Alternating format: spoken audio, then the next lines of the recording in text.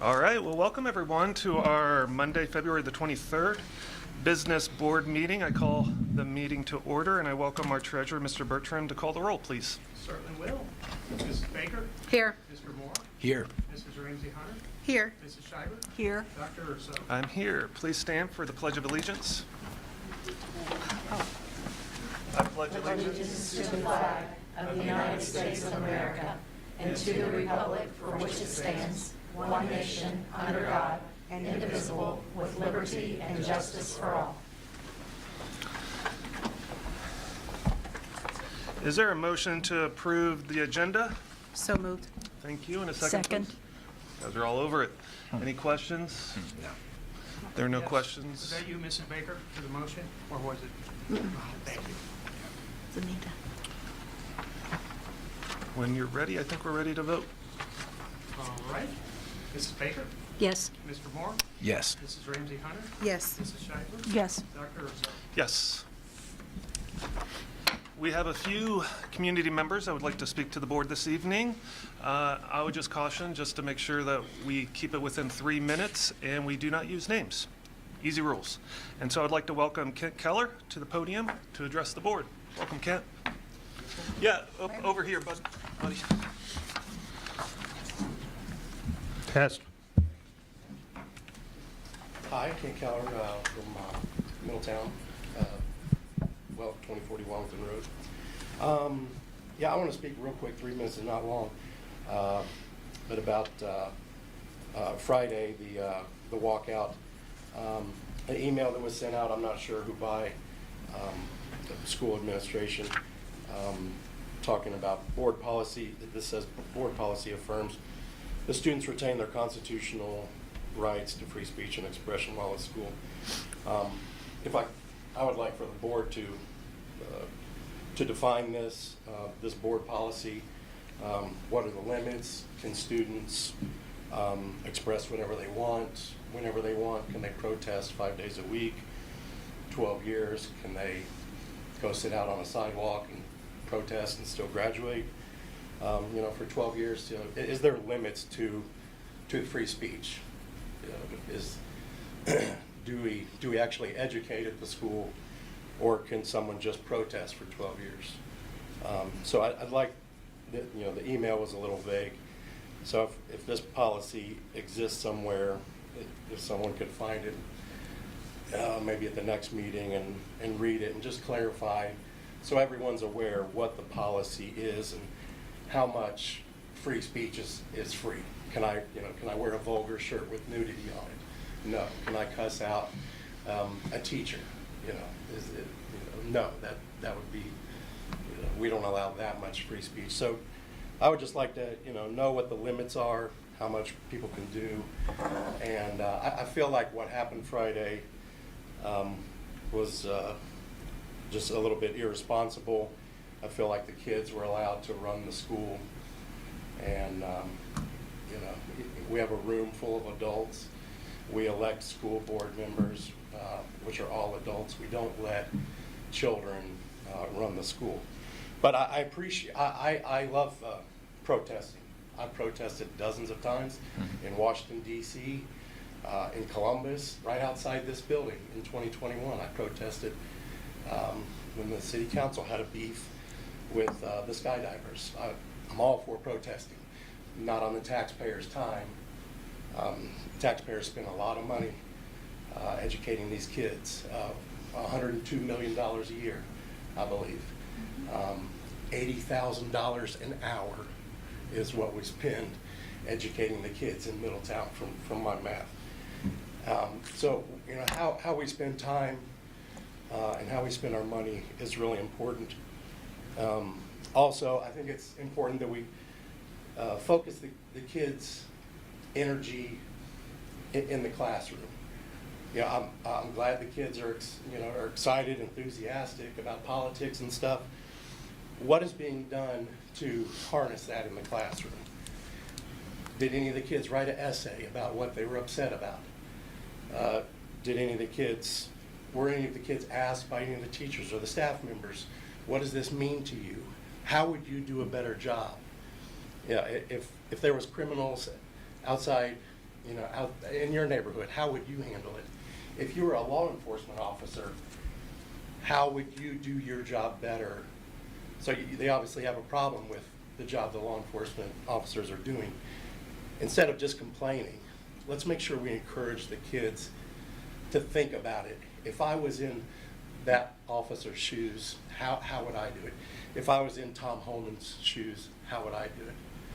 And not just protest to protest, but actually make kids think about it, talk about it, and do something inside the classroom constructive, and look at both sides and not just jump on a bandwagon and be like, well, Lakota did it. Yeah, I'd like to get out of school for a little while. Yeah, let's do that. Make the kids really think about what they're doing, or ask the kids to think about what they're doing. And I really appreciate that. I think the citizens of Middletown would really appreciate it. A lot of people are watching what goes on, and we need to make sure we're really thoughtful about what we encourage and what we allow. Thanks. Thank you. Thank you. I'd like to welcome Geronimo Thomas and Parkle Schnabel to the podium.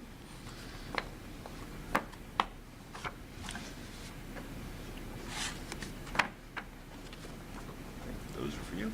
Yeah, thanks. You're welcome.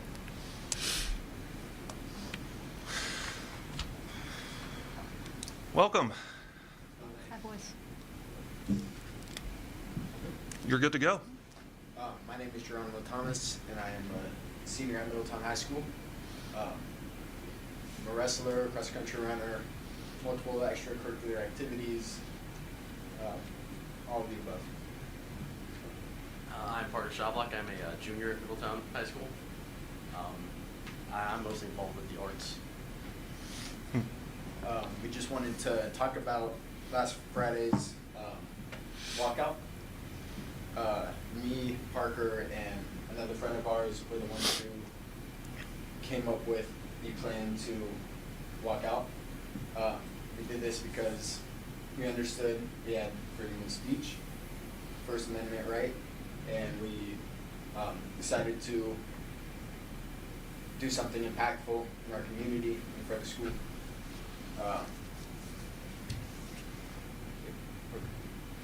We're mostly here to talk about the successes of it.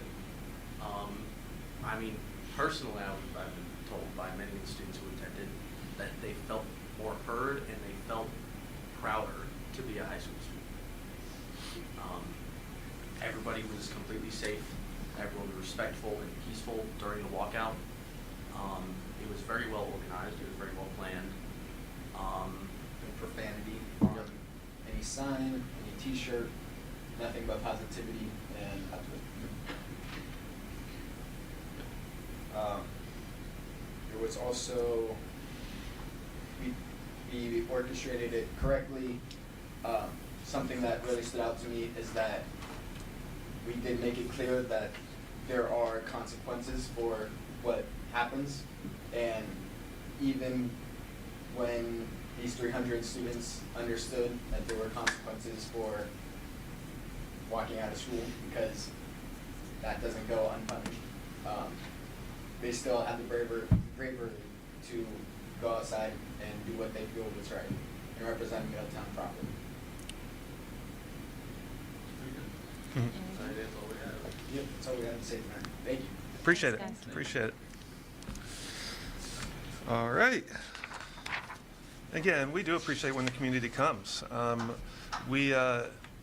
We need to hear, whether it be from a community member, our students, parents, teachers, to understand the good, the middle, the concerns of a community, and to be able to respond appropriately. So I know it takes courage. It's not an easy thing to do. As a young person, as somebody who's not used to doing this, and so we appreciate you sharing your voice and being part of the democratic process that I think we as an American value greatly. And so this evening, we have the privilege of having a variety of groups come in and talk to us about our search for our superintendent and treasurer positions. We have two organizations coming this evening. Sadly, we have two veteran superintendent and treasurer who are both retiring, and with that, it necessitates a search. And so I believe Quinn from OSBA is here this evening to talk to us about their services to assist us with that that search. So welcome, Quinn. Thank you.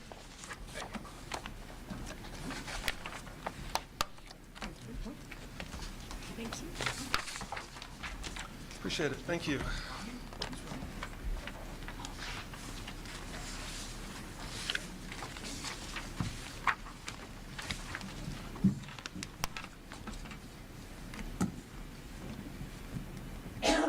Excuse me.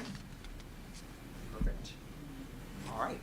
Well, thank you so much for inviting the Ohio School Boards Association down this evening for me to present our superintendent and treasurer search services that we offer to our member districts. And just going to proceed forth going over the general process and timeline for the searches that would happen, and also what kind of sets us apart from other organizations that also do this kind of service for school districts as well. Just a little bit background from all of us. We have a team of 4 consultants that works on our searches. Currently, Terry Morgan and I, we are the ones that would be leading your search for both superintendent and a treasurer. We are both former school board members. I am from a small rural district that's from north central Ohio. Terry was in a large suburban district outside of Columbus. Olentangy, if you haven't heard of that, because it's the 4th largest district in the state. But we have all sat, we both have sat in your seat, and the other 2 members of our team, Christy Robbins and Dr. Chantal Jenkins, who just joined us recently, to be in that seat to search for a new person or 2 to lead your district. And we hope that we can lend our experience and our advice that we have lived through by going through this process with you all. So I'll just begin tonight talking about what our general timeline is. That first step would be the planning meeting with you all as the Board of Education. And being in an interesting spot here with both of these people retiring is that typically we have whoever is opposite of that person participate. So it would just be us and you all as the Board of Education to go forth and set out what are our hard timeline dates for us to get rolling. When do we want to start doing the recruiting process? How long do we want to accept applications? What do we want to do first? I believe I've been told that going forth with the superintendent side first and then moving on to the treasurer side. But in that planning meeting, we can sketch out a timeline for both searches. How do we want to proceed forth and get the superintendent search wrapped up first and head on to the treasurer search later on during that time. After the timeline is hammered out, then we'll talk about what you see as a profile for each position as well. We'll hear about what you all as the Board of Education see as needs and qualities that you want to see exhibited in the next 2 people, your superintendency and also your treasurer's office. And out of that, we'll talk about what kind of opportunities there are for staff and community to participate in that. And then we'll roll into talking about kind of the details of salary range and certain contract perks and all of that that you all anticipate offering to those 2 candidates. Once that's done, I'll take out of there is that we'll start drafting a brochure that's based on your district and get that opening posted for you all onto our Revelis website, which I'll talk about a little bit more detail later on in this presentation. But that brochure is designed directly based off of you all. It's information that's taken from your website, programs that you all want to make sure are highlighted for that next superintendent and treasurer. Also, it's decorated in your school colors, uses your school logo. It's also incorporates pictures of your students, staff, facilities as well. I do have a couple examples here that I'm willing to also hand off to you all before I depart so you can see what one looks like. But it's a good kind of teaser for those candidates and those applicants who are looking at your district. What's a little bit are the highlights of what you all offer educationally, academics, athletics, the arts, and also a portion on your community as well. What kind of events go on here, industries, large companies, how is the city structured, how much does the school district also encompass in the area, so they get to know an overall view of what goes on here at Middletown City Schools. Once that's designed, and then it's sent off to you all for the language to be approved and the final design is done, then that is posted online alongside that job posting, so it can give that information to those candidates. Then we head to that in-district focus group day, And typically, this is something that's reserved for just our superintendent searches, but because we're doing this in tandem, it'd be a good opportunity that we could also discuss about with those groups that you would like to hear from about the treasurer position as well. And it's good to have a wide ranging of groups, but they're also homogenous, that you could have a group of students, teachers, classified staff, your central office staff, principals, and then also an all-call that we like to have with all the community at the end of the day. And that can be just for anyone, whether it's parents, community members, your boosters, PTO members, any of those people to come with that, or they could be segmented out into one separate groups if you want to hear them particularly out of one voice. Once that's all done, a focus group report will be written up, and you'll see every comment that's made out of those focus groups and sent to you. So you can base that information that's been submitted to you also when it comes to screening candidates later on in the process. In addition to that, we offer what we call a virtual focus group, which is a survey as well. So that will be allowed for you to send out through your district's official channels, whether that be a periodic newsletter that you send out on a weekly basis, or through your social media, on your website, to have that opportunity for those that might not be able to attend that in-person focus group day. Then we get into that really deep recruitment and marketing activities. It's typical for us to have about 5 to 6 weeks when it comes to recruitment and marketing. And we do work alongside our sister associations of OASBO, BASA, OASSA, OAESA, and we make sure that all these postings are out there on all of those websites so that casts the widest net as possible. We also do a lot of things called statewide e-alerts. We have a database of over 3,000 administrators here in the state of Ohio to make sure it's right in their inbox and they know that this opening has just launched. It's been posted when the deadline's approaching, so they are aware of that at their fingertips. Then we'll reach that closing date for applications. We have an internal screening committee, our consultant team, that will come together and go through each of the candidates that have submitted their application and then rank them at a 1, 2, 3, 1 being that best fit for you all based on that leadership profile you set out at the beginning at the planning meeting of our timeline. Then the candidate portal will open up to you all as the Board of Education. On our Revella site, it will send you a link that'll let you set up your profile, and then you'll be able to go right in and see everything they submitted on their application. Resume, cover letter, they'll have application questions they have to answer as well. And then you'll be able to access that and take some individualized notes on there too before we get to the screening meeting, which is our next step right there. We'll all come together, we'll each get to individually screen those candidates, and then we'll come together in a screening meeting where we will share our feedback and also hear from each one of you on what you saw from each of the candidates as well. We make sure that you see every candidate, so it's a transparent process. So you're not blindsided, you're not handed a certain list either, but it's ensured that you all have done your due diligence, if I can speak today, your due diligence, and also that we have provided you information that we have knowledge of about the candidates as well to you and what our feedback is.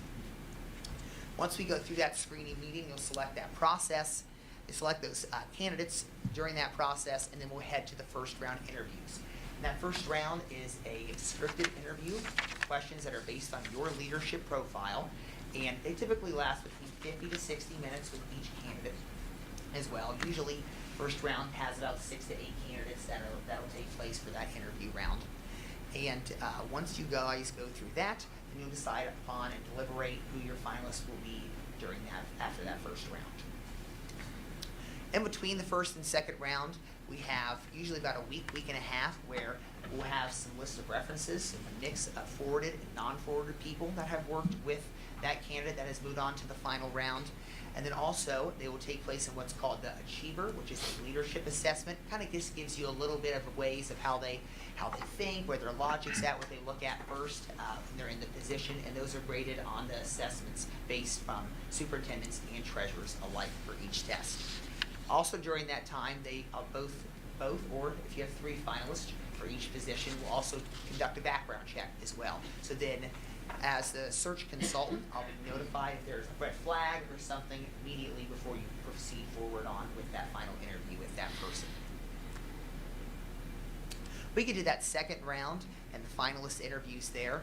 And that can happen in multiple parts, and that's what typically boards do, which would be that you might have a section where you have finalists meet and greet with community, meet and greet with staff, and then come back to the Board of Education there for a final interview. And that's all how you all want it to happen that night. It's customized to your needs as well.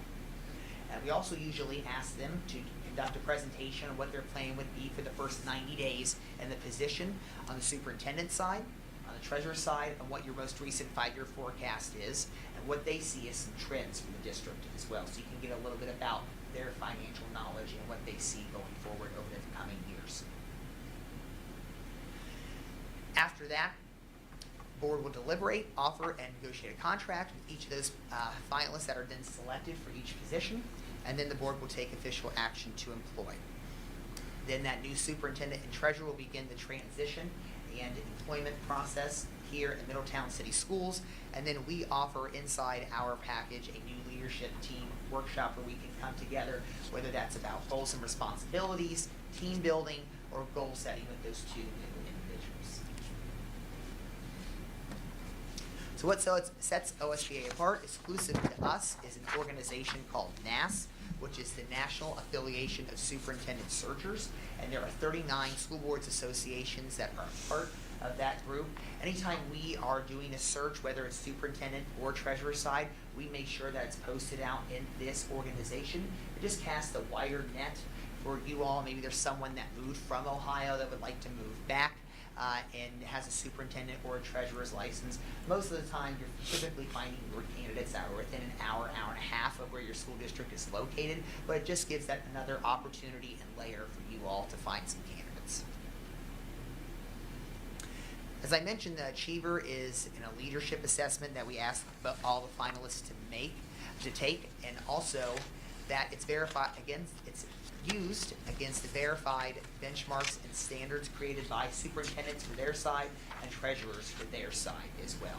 There are 6 mental aptitudes that they are tested on, and also 10 performance skills that they are rated on as well. So you will be given those reports once they are done. It also offers a little blip on some professional development opportunities if they do get the position as well, and some behavior-based questions that are samples for you to utilize during that second round interview as well.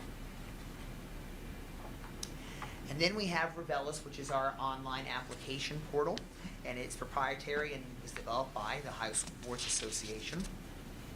There are 15 other state school boards associations that utilize our technology. Anytime we have an opening on our Revelis website, it also goes onto their Revelis website.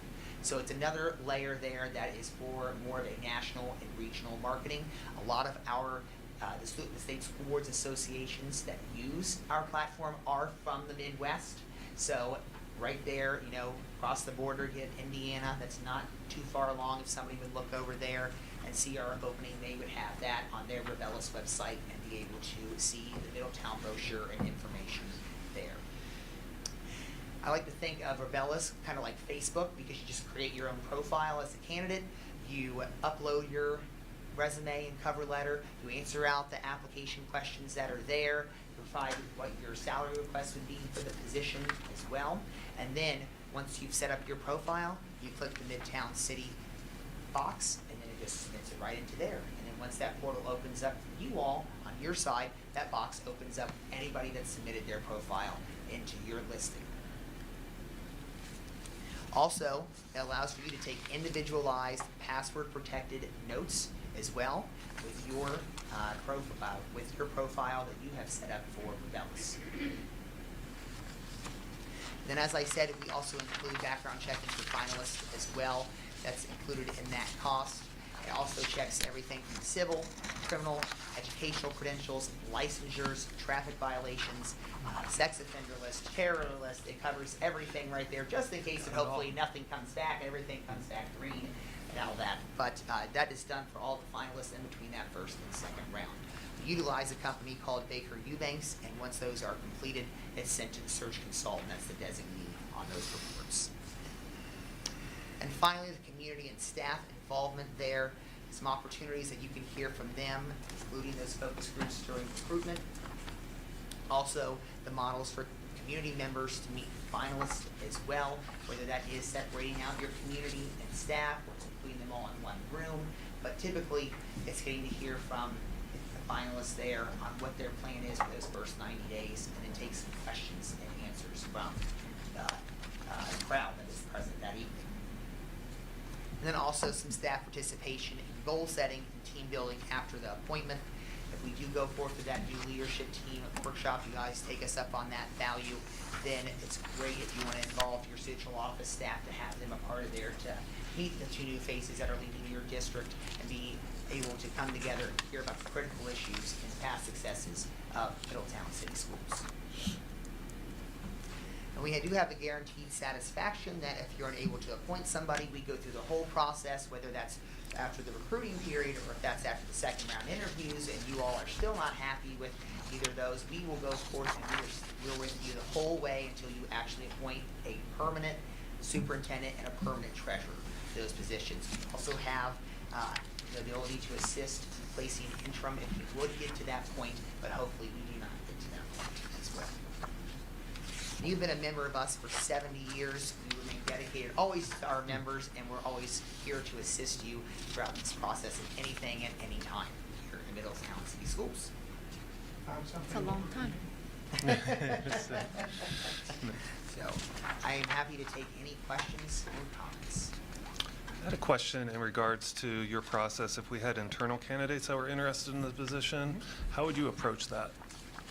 They apply to the same box just like any external candidates as well. They don't get any priority Okay. with that. It would just that they would go forth. We come to the screening meeting, and we also actually first start in the planning meeting. I would ask you to say, are there any internal candidates you think are possibilities? Anybody that already has a superintendent or a treasurer licensure, so then I am aware of that, and then they would go through the same application process just like any external candidates would.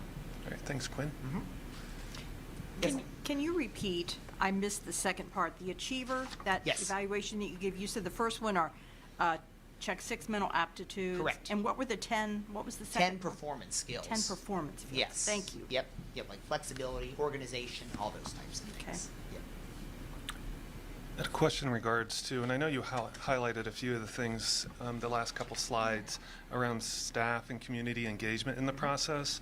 Could you give an example or kind of map out what that might look like on interview day or prior to kind of Yep. give Yes. people an idea what that would, what the Definitely. expectations would be? Definitely. Typically, if you're going through the separate piece, it would be, let's say, we're going to start about 5 o'clock in the evening. It would be at 5 p.m. That would be the first candidate would go and meet with the staff to hear a little bit about what their plan would be as they would take the position. Then they'd have that remaining time balance there in that 45 minutes to take questions and answers from those who are attending that. Wash, rinse, repeat with the community portion as well. And then, once that's done, we get to 6:30 time, and then they meet with the Board of Education again for about 60 to 75 minutes for that final interview. And then, if we have the second finalist, we probably start about 6 o'clock that evening and do the same thing again with the staff and community, and then get to the Board of Education. If we had a third finalist, then we just go again and start at 7 o'clock, and Gotcha. then we go forth and get to that throughout that evening. Appreciate that, Yep. Quinn.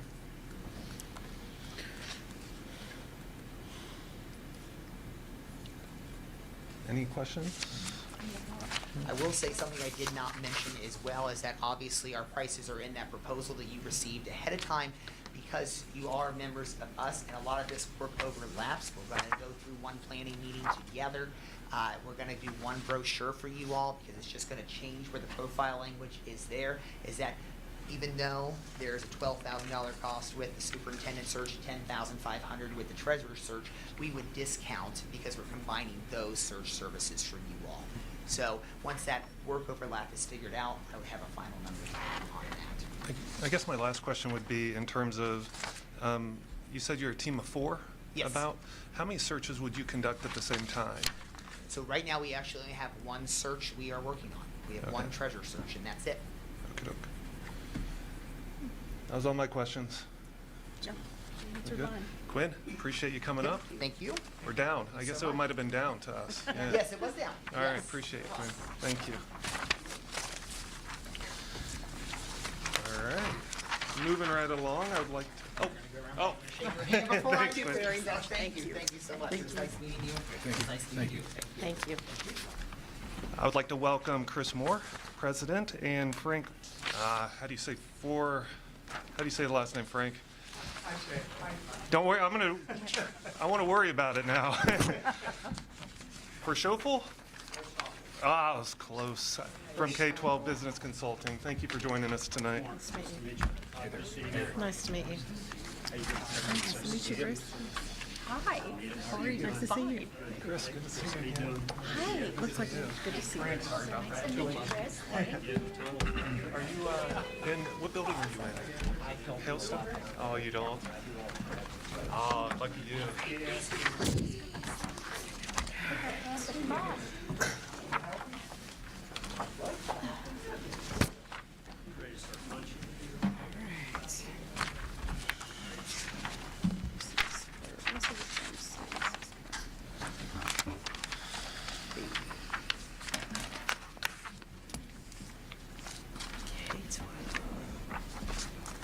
Nice weather we're having. Gosh. Yep. You had to Hi. tease us with spring. Thanks for inviting us down. Appreciate the opportunity to come back and talk to you. I think it was 2017, I think, last time we were here. So, It's been a minute. just born, he just turned nice, how I know. So, I'm Chris Moore. This is Frank Forsoffel. Frank's retired superintendent. Why don't you Yeah, so welcome. We're grateful to be here. Good to see some community members joining the Board of Education tonight. My name is Frank Forstoffel. I've been with K-12 for about 4 years. I retired from superintendent of Sycamore Schools in 2021. Keep up real busy now. I'm on faculty at Xavier University in the Graduate School of Education. I've done a lot of work there, do some other education consulting. And like you, I'm an elected public official. I serve on the City of Montgomery City Council as well. So I like to keep busy because my wife tells me to stay busy. So we've done a number of searches in the area. We're looking forward to talking to you about it. Appreciate it. Frank, there's a golden rule, happy wife, happy life. Yeah. So, again, Chris Moore, I own K-12 Business Consulting. We were here 9 years ago, enjoyed working here with you. Hopefully we did okay with Marlin for you. So, I guess I'll just jump right in here and, move along, answer any questions. We've worked with over 300 school districts in Ohio since 2001. We do about a third of the school district's 5-year forecast in the state. Obviously, we do superintendent treasurer searches, program budgeting, efficiency studies, capital planning, salary wage comparisons, and other things that school districts need, because we have about 33, very talented professionals that work with us, and we can do a lot of different things, custom things that districts may need. Our business model is organic growth, where we earn that by word of mouth, client referrals, repeat business, invitations to present, like this evening right here.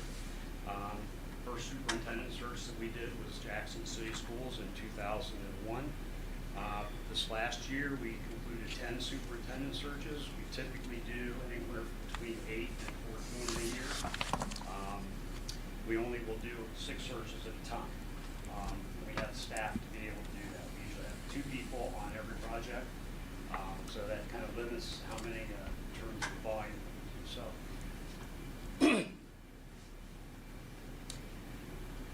our project search consultants for your job, again, we have 2 consultants assigned to every search from the beginning to the end. We don't leave until you actually have the person hired, and then we usually follow up with you about 6 months afterwards, make sure things are going okay, if there's any issues we can help with.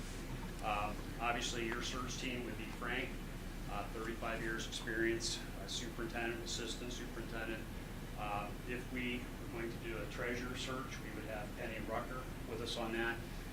Penny, retired treasurer from Beaver Creek.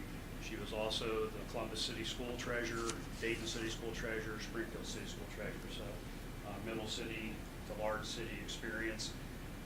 And then I would be here working with both of those folks on both superintendent and the treasurer search. So this would be your search team. Penny couldn't be here tonight. I think she's visiting her grandkids in West Virginia, if I recall. So we will customize a search to meet your individual needs. I think the 3 board members have been here probably realize we'll tailor that to meet what you need. But we also have other search consultants. We have Deb Campbell, who has 45 years of experience, she's a retired superintendent. Kathy Lowry, 48 years of experience. Dustin Miller, 25 years experience. He's also works with the Ohio State University Education Administration Department. So he works with folks that are moving through the system to get their administrative licensure. So we have Frank in the southwest side. We have Dusty in the middle of the state, keeping a handle on folks that go through the program. They're going to be administrators. They know their professors year after year. So we follow folks. Randy Boroff, he's in the northeast part of the state. And then we also have Mike Trago, Dan Leffingwell, Dan Koffenbarger, and Scott Howe. We're scattered all over the state. It's what it comes down to. Strategic people in every area, quadrant of the state. So, but we share information. We share our recruiting information, and you can tell with that network, we're pretty much statewide.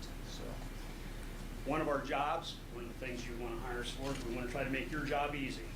Okay, we want to make it so that you enjoy the process. You'll get to know us. We would be here for anywhere from 8 to 12 weeks, depending on the timeline, how the schedules line up. But we want to make sure that we make your job as easy as we possibly can. Okay, so that means we're going to do a lot of the legwork, a lot of lifting, answer your questions, and make your life better when it comes to doing the search. The things we're always asked, well, why would you want to hire us? Number one, we will provide detailed coordination of the search from the very first meeting until the very end. That'll lay the foundation for an excellent search.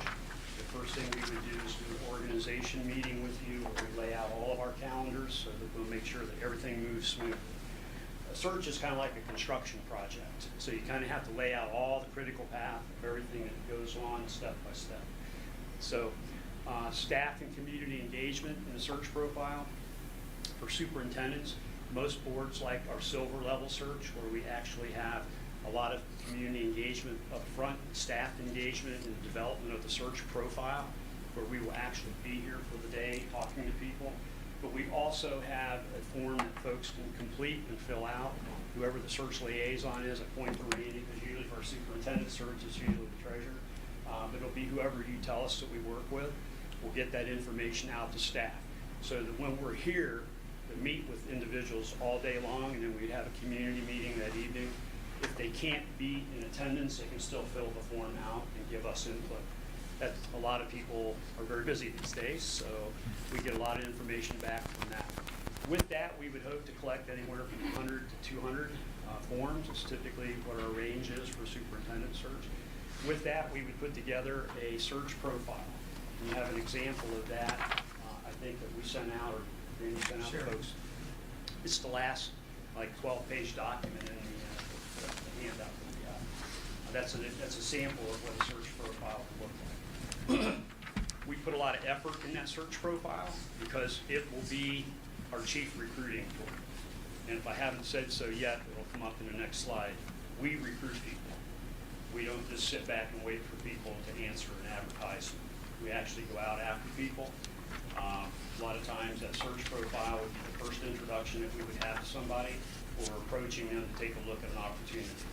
And the first thing we'd ask them to do is take a look at that, see how they think their skill set lines up with what's being asked for in the search profile.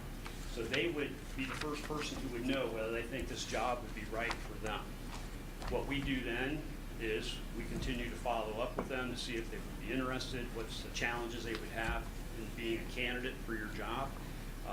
It could be a lot of different things. We try to help walk them through that.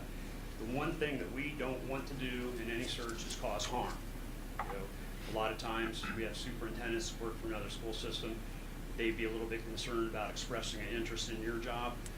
We just put a superintendent in a position that just received this last spring received a 5-year contract 2 months before we recruited him for an opportunity. So that could have been a very sensitive thing for him and his board where he was leaving if he did not end up getting the job. So we helped him figure out how to work with his school board I had a conversation with his school board president, letting him know that, your superintendent didn't have a foot out the door. We actually called and recruited him to come take a look at this opportunity. So a lot of times that would help if by chance he didn't get the job. He did end up getting the job, but he had to go through the whole process, of course. That doesn't short circuit the process. But that kind of helps satisfy the need to be confident that if something goes wrong, you still may have a job. So, and I know if you're a sitting superintendent, that's a tenuous thing. Just to be honest, we have to be sensitive to that. And the market knows that K-12 business consulting is sensitive to that. So that when we call you, you know that we're looking for you, looking at this opportunity. But if you have a situation with the board, we will help you to the extent that we can help you, so you don't lose a job in the process of looking for another opportunity.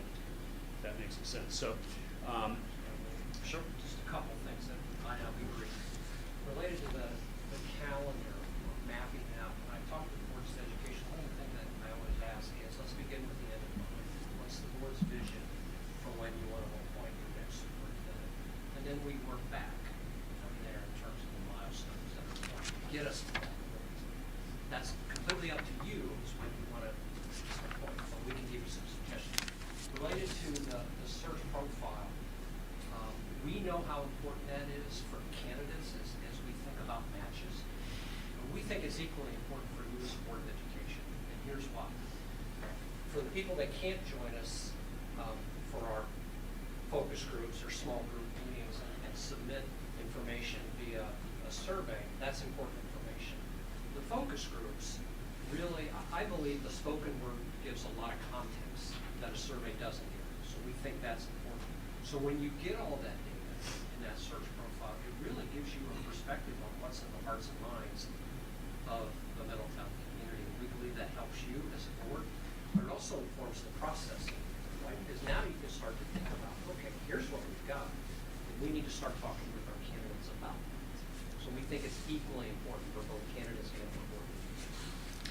And this will follow us all the way through. Not only is it our chief marketing tool in terms of our recruiting ability with our folks, but we also will use that when it comes down the pipe to come up with your interview questions. We don't ask a standard set of questions. We ask questions for your interview. We put that together for you of things that matter here. If test scores are a concern, graduation rates are a concern, we'll hear that in the profile. We'll make sure that that surfaces in our questions of our candidates. It may be a homework assignment that we give the candidate for second round final interviews. A lot of times that's very helpful to have these sort of things feed up through the search profile process. So we put a lot of work up front into that because it sticks with us through the whole search itself. We actively recruit candidates that meet your search profile. We'll put up a custom application form that folks can fill out online. It makes it very easy to do that. We reduce risk of surprises with candidates. We don't just do a Google search. I'm sure you're all aware that you have to pass an FBI fingerprint test to be a superintendent, to be licensed. So if you wanted to go further than that, again, the network of folks that you saw that we have, chances are we're a couple calls away from knowing just about everybody who would know you, whether you've had issues. I know that we know of folks that have issues. Let's put it that way. And if we brought that up to you, if you have a candidate expressed an interest, we'd make sure that you know what those folks, what their background's been, what the issues are. In fairness to them, sometimes people get a bad rap because they have a difficult situation. I remember when we hired Paul Otten up at Beaver Creek. He had a special ed issue here at Fairfield City Schools. It just kind of followed him along. It wasn't anything he'd done, but we made sure that the Board of Education knew everything about that. If there's been a lawsuit, anything about that, the board decided that he was their person. I use that as an example because we will tell you what we know up front, okay? So you don't have to worry about, that. If you needed further reference check, we could use a company called Ref Check at an extra cost to actually dig down into somebody's background. We've not had any issues with anybody in what we do in checking people, just FYI. But that's one of the things we want to do for you is to reduce reduce your risk and surprises of candidates. We operate off the no surprise kind of philosophy. I think that works a lot better. So the search profile we'll use for your first and second round interview questions. Second interview questions, we have some questions that we will develop for you, but we will typically give folks a one to 2 page document of a homework assignment. They'll have 2 or 3 things that they're asked to do if they're a finalist, to come back and actually do homework on specific issues for you. So when you get to the second round interview, they'll actually be giving you their homework assignment, presenting that to you. They'll have 25 to 30 minutes to do that. It'll be relevant issues to Middletown. It won't just be a standard set of questions. So you can actually see how somebody presents, how they speak, how they process information, how they think through problems, and how they would solve that. We find that second round interview to be very helpful. Staff and community engagement in the interview process. Like I said, you'd have staff and community engaged up front in the development of the search profile. At the second interview stage of things, we would typically recommend that you have a 20 to 30 member meet and greet committee, that you would be the ones selecting who would be on that committee. So your candidates would come in and meet those individuals first and have a chat with them. I'll help. One of us will facilitate that. We'll have questions for folks to ask if they didn't have questions of their own, so that the candidate will have an opportunity to address questions, again, that are relevant. When that candidate leaves, come in, interview you, or you'll interview them. The second candidate will come in, and the process will move on. At the end of the evening, we'll gather feedback from your meet and greet committee that we will share with you when your final candidate leaves. So you have input from whoever the folks are that you want on that. Typically, school administrators, your union leadership, your community leadership, your shakers and movers in your community, former board members perhaps. So, it's whoever your community leaders are here we would want to have on that committee. So how you want to craft that will help you with what we have seen in the past that works really well. But ultimately, who's on that is up to you. So, so that's the staff community engagement process in that. When it comes time to have a tentative agreement with whoever your finalist is, we will help you with negotiations of that contract, so that we don't start off the bat with the board president in any kind of a loggerhead with the candidate you hope to hire. As we get that most of the touchy stuff worked out, then we would turn that back over to start working with the board back and forth on the contract. We will then want a copy of that contract so we can take a look at it to make sure that all the items that we talked about from your standpoint and their standpoint are included in that contract. And then we will help prepare a press release for you. That usually comes with our service. Sometimes folks have their own PR staff, but we would help with that. So again, beginning to end, we're here. We do offer a 1-year guarantee. If anything happens at all during the process, the person leaves, is sick, anything that happens like that, we come back and take care of finding you a person to fill in that. Just FYI, I think that's kind of a standard thing. We have 4 different levels of searches, because we realize one size doesn't fit all. It depends on where you're at in the process. We offer an accelerated search, which is a very short time frame. Think of a district that lost their superintendent at the end of May, and they need to find somebody by August 1st. We're getting in the gray zone where we would typically recommend and try to help the district find an interim at that point. But if they would like to go out and try to find somebody, we need to move very quickly. So that's what the accelerated search is. A bronze level would be, again, it's a little bit quicker. We don't have quite as much community engagement in that because we're trying to move that along between 6 to 7 weeks from beginning to end with that search. The sweet spot is typically what we call silver. It just so happens we're right at the Olympics too, aren't we? I put this together when I think of the Olympics. So, but the silver level is typically the sweet spot for that. That has about the right amount of community engagement up front in profile development, staff input for that. And then it also has a meet and greet at the end, which is finalists. So that's typically, I would say, 90% of our searches are silver level. And then the gold level, we'll maybe do 1 or 2 of those a year. It's typically a lot bigger district like Southwest City Schools, was a gold level search. Those are kind of more of a marathon because it just takes so long to go through those. And that kind of starting from the top and going down here, you see the bronze level. That would basically have board input, not a lot of community engagement with that. The silver level, you'll see that little bit of a gold right in. I should try to point that out. This area right here, that's where you have your folks do the profile meeting up front with us, your staff, your community. And then the second tier would be the meet and greet committee at the final interview stage.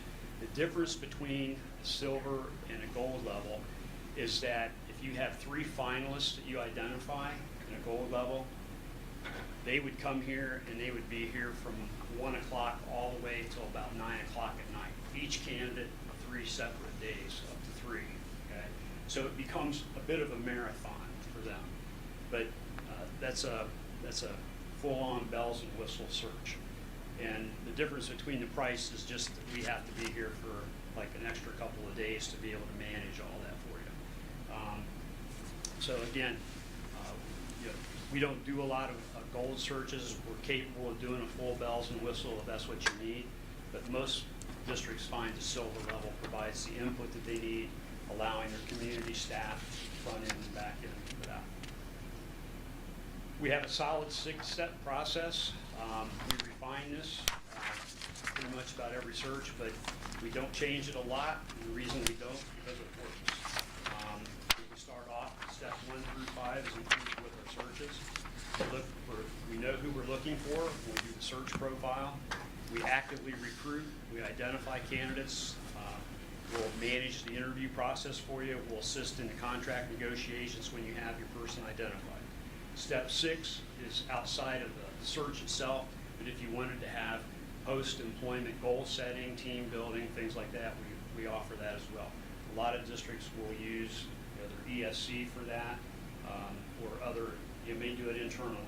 But we highly advise when you bring on your new leader that you do some at least goal setting and team building, just so everybody knows what's expected in terms of communications and things like that. It just helps the process go smoothly.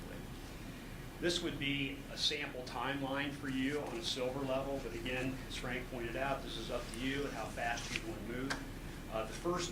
There's 3 seasons I always look at doing superintendent searches. The first season started in the fall. We've concluded a couple of superintendent searches actually last month, okay? That they knew their superintendent was leaving the end of August, they had that.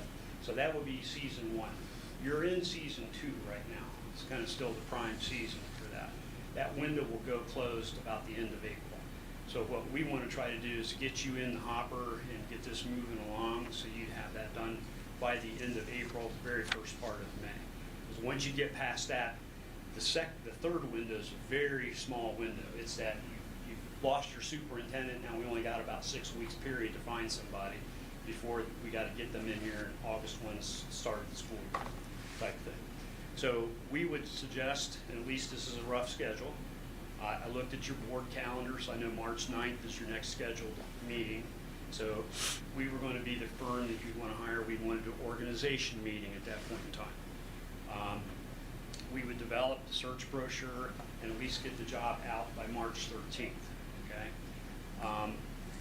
Staff and community engagement, we try to do that before spring break. When I say pick a date, we would have the profile here and out to folks so that they can fill out input and send it in to us. But we would actually pick a date to be here about 1 or 2 days before the deadline for that profile to be submitted. So, and then we would work with you to set up the meeting rooms and keep looking at you. Yeah. So the meeting rooms and send out invitations to folks and then set up a community engagement meeting. It usually is around 6 or 6:30 at night, so people that are working can actually be there and meet with us for that. We will take and put this profile together in writing and send that back to you over the weekend so you have an opportunity to see that. We'll review that, usually via email or Zoom. At your March 23rd meeting, that's just to answer any questions of what we saw in it, what did you see in it, because you'll find this to be interesting. We get over 100 people, you you've got you got a statistically sound sampling of your community and your staff. And I would share with you that profile is critically important. We will write that authentically based on what we hear. We don't believe it serves anybody not to be authentic in what we hear and what we read. So we've had occasions where some boards of education have tried to encourage us to not put things in there. And we put up our hand and say, sorry, this doesn't help your process. So we're going to be really honest about that. We'll be respectful for it. Well, that's because we'll actually ask you to put that up on your website. We'll create a site, superintendent search, so that folks can see that their input was heard and reported back to the board. It builds credibility. I mean, it's all this is just fully transparent. So we'll begin recruiting. Yeah, pretty much right after our meeting with you, just to make sure that folks are aware of that. You know, when we screen candidates with you, again, we'll be recruiting people. We will come in and meet with you. In this case, April 13th, you have a scheduled board meeting. We'll present you an upside-down stoplight. All right, it's just what it is: green, yellow, red. All right, you can imagine what green is. These are the folks that we believe meet your profile to the best of our ability to identify them, talking to them, look at the search profile. Yellow are folks that we don't think meet it quite as well as the folks in the green. And if we know some folks in the red, as I told you we do, we will tell you why they're there and what our caution would be. And I should say the only folks that we won't guarantee is if you hire somebody that we identified as somebody we're not sure that we think you should in the red, we don't guarantee that. Okay, everybody else, you can move them around or you want to handle that.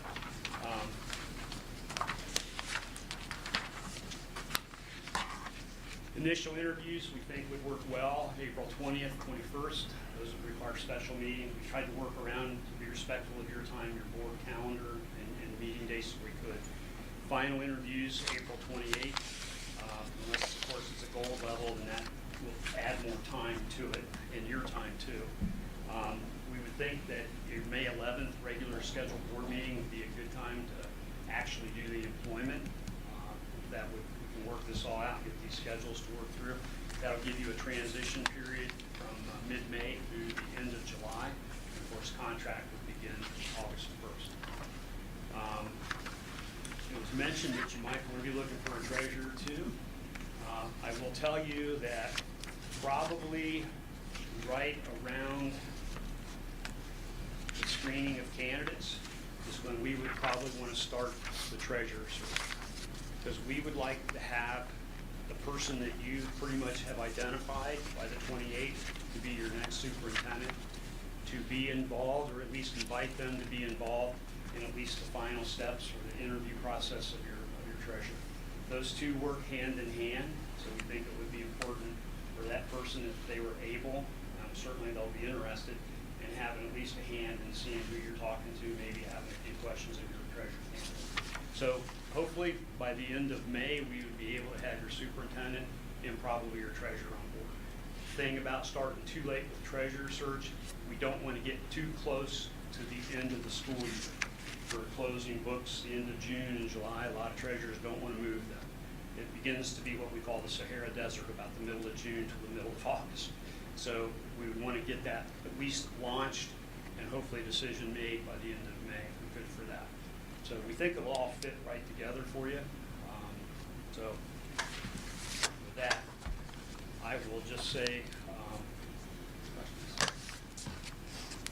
I had a question in terms of if we had internal candidates, how would you approach that?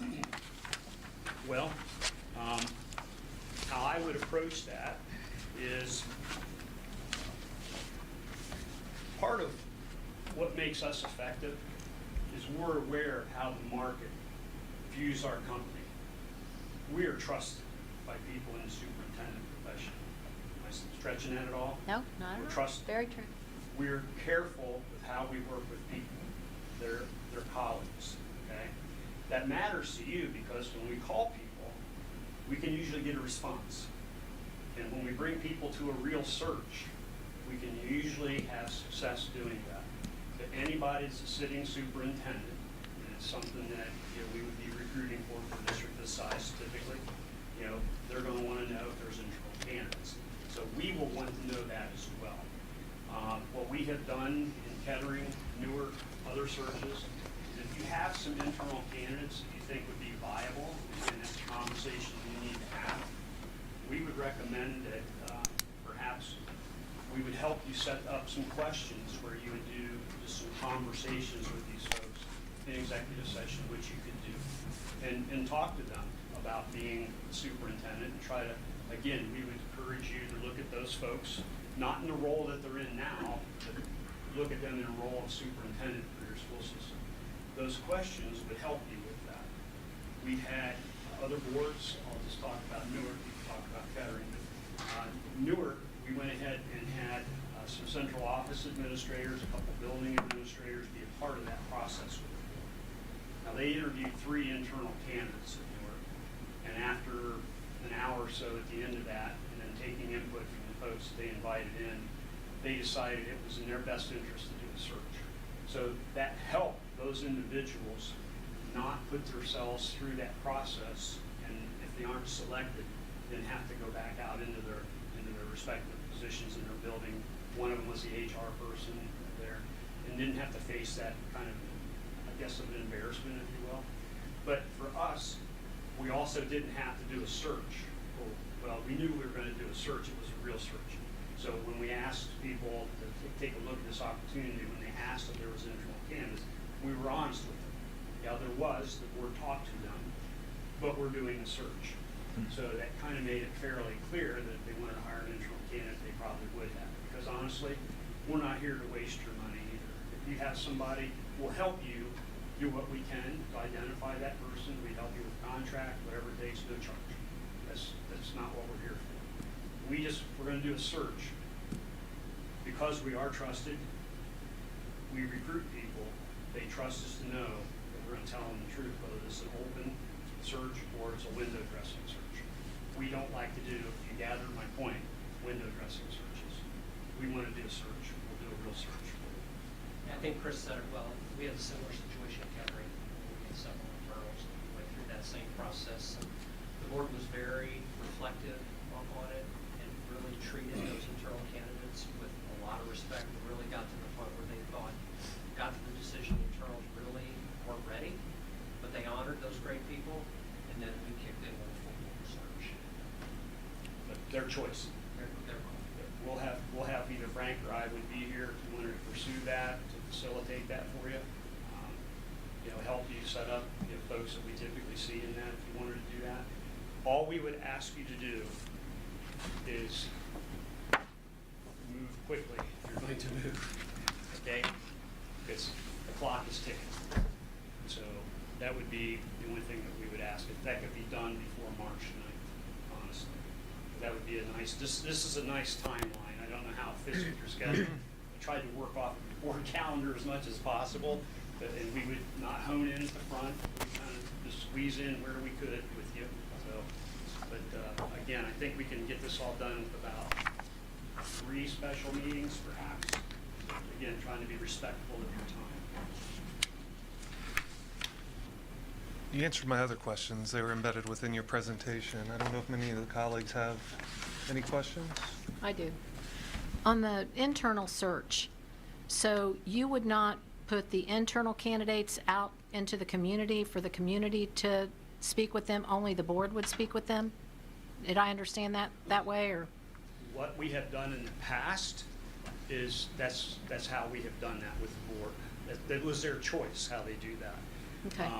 And again, a lot of it has to do with the amount of time involved with doing a full process like that. If you did, that would add probably at least 2 or 3 weeks to the process. Still get us done in the end of May, but again, we work with the board on deciding how they want to do that. That's not our recommendation. We present how this has worked with other districts, but again, right off the bat, I said we'll customize things for you to help you out. If that's something that you want to do, it would just add some time to the process.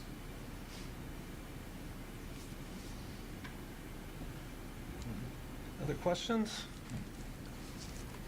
I want to be respectful of your guys' time too, and so we do appreciate you coming this evening, and I would expect us to be able to make some decisions hopefully soon. We understand the time and making sure that we work quickly. Do you want us to stick around? Do you want us to leave?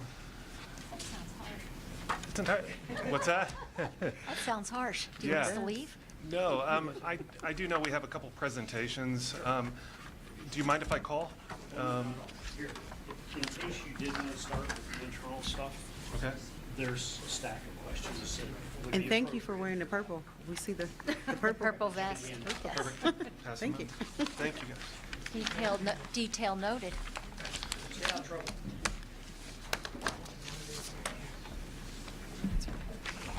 All right. So this is for internal. Hey, thank you, guys. Thank you both. Thanks, guys. At this point, we'll have our Goal 2 presentation. Looks like we have Ms. Peterson joining us at the podium. Welcome. To level set before we get going this evening, if you recall, board members, we've started our strategic vision really recap. We have one more year remaining on our 6-year strategic vision. We've broken down this series by the goals. Last presentation we had was Goal 1, and that was all on early literacy. Really, it was the early years. That's literacy and math included. But what you're going to hear about tonight is Goal 2, and that's student resilience, engagement, and voice.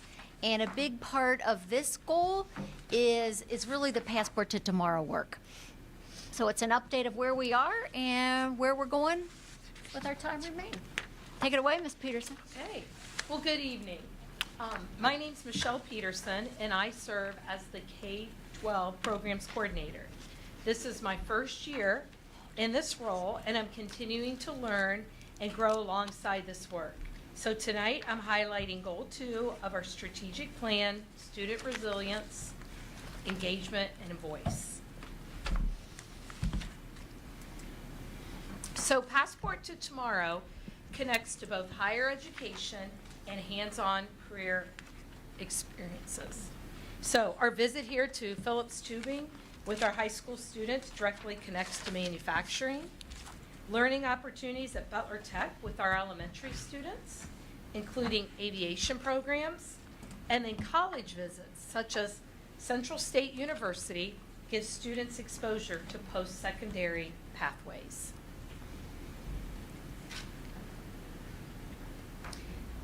Here we're highlighting 34 adopt-a-class partnerships across our 4 elementary schools in grades 3 through 5 and expand into our 8th grade. Community partners such as BGR, High Towers Petroleum, and then our very own Middletown Maintenance Department.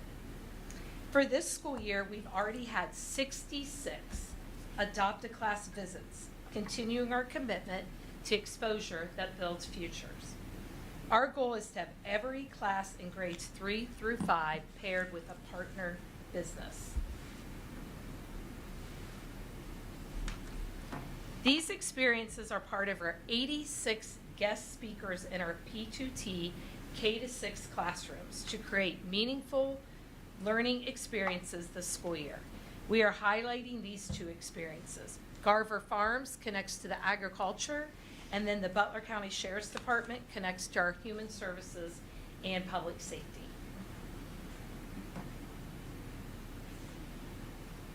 So far this year, we've had 86 guest speakers have visited our P2T classrooms in our K-6 rooms, with additional speakers scheduled through the end of the school year. Guest speakers have included a realtor, illustrator, an author, a nurse practitioner, a Middletown dispatcher, a geologist, and many more. 66 adopted class visits in our grades 3 through 5, and 11 classes have participated in field trips through adopted class, and more are scheduled. We're excited that our 3rd graders across all 4 adopted classroom schools will get to experience Band in a Bus by bringing musical instruments directly to our campuses. Our goal is for every matched class to have a field trip experience.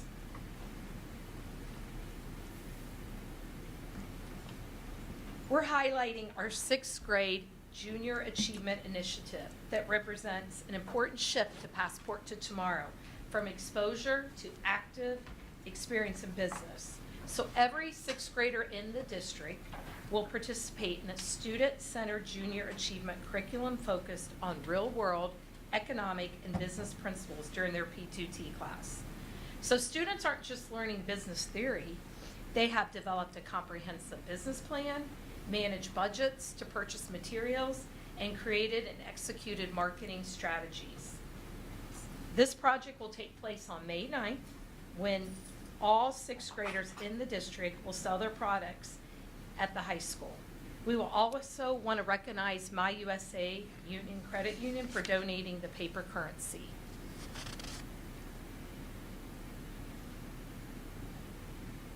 Well, What's working? they're like, everyone's ready. Let's change in my screen here. Okay? Okay, we're back on the one prior, please. Okay. Go back. Thank you. Let me- Okay. Well, okay, it did it. Okay. So 100 of our 8th graders participated in a campus site visit through Adopt a Class program to Columbus State, or Central State, excuse me. The campus tour was led by the student council president and included with the Q&A with student leaders. This trip is one of the 11 field trips that is planned for this school year, designed to provide students with meaningful exposure that builds futures. We have all of our 7th graders attending Heroes Day and Trades Day later this year. We are in different order. We're just going to figure this out. Okay, now we've got it working. Thank you. So here we start each principal meeting with 10 minutes for our partners to talk about ways we can work together and what we can continue to do. This helps make sure that Passport to Tomorrow stays connected to real-world industry and workforce trends. We also try to spotlight business partners from across all the career fields. These are just a few of our examples: Phillips Tubing, My USA Credit Union, Premier Health, and Middletown Arts Center. The impact of these meetings are immediate and tangible. For example, after the meeting with the MAC director, Kate Morrow, principals took direct action to organize on-site student visits. There were over 200 students a couple weeks ago at the MAC that experienced contributing to a growing number of field trips and moved students beyond classroom exposure to active real-world environments.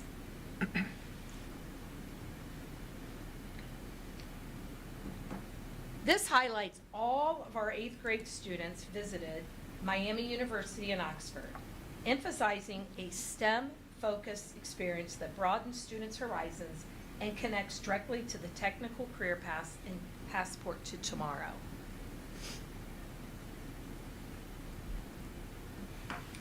We're highlighting how we redesigned the high school environment to support Passport to Tomorrow's shift towards active student-led experience. We are highlighting a couple of these many experimental learning opportunities that are a direct reflection of our 2.5-year framework that was created. So the ELA book tasting led by Lauren Hatfield and the Middle Common Grounds guided by Megan Davison are teaming up to bring books to life, also weaving in important life skills. It was a great example of collaboration in action. Here we're highlighting our Forensic and Ag program. So Forensic by Tim Bowman gives students a hands-on experience in the world of criminal investigation. They explore skills through like crime scene simulations, DNA analysis, and uncovering the story beyond clues. Then we have Mark Miller for Agriculture, who gives students hands-on experience with soil, animals, and garden systems, helping them build foundational skills in food and natural resource science. By working with local farms, they see the real-world impact of technology and policy while preparing for careers. Here we have Janet Creech for her competitive robotics, where they immerse students in the first tech challenge, where they design, build, and program robots while collaborating with pairs and industrial professionals. Beyond technical skills, students run their team like businesses, developing leadership, problem-solving, and professional skills that prepare them for college and future careers. Here we also, Night of Midi Dead, under Chris Pierce's leadership, is a student-led film and literacy project where students analyze Night of the Living Dead as a culture and historical artifact while learning filmmaking. The next big learning opportunity is on the horizon at the high school, redesign. Next year, we'll be doing a soft launch in partnership with My USA Credit Union.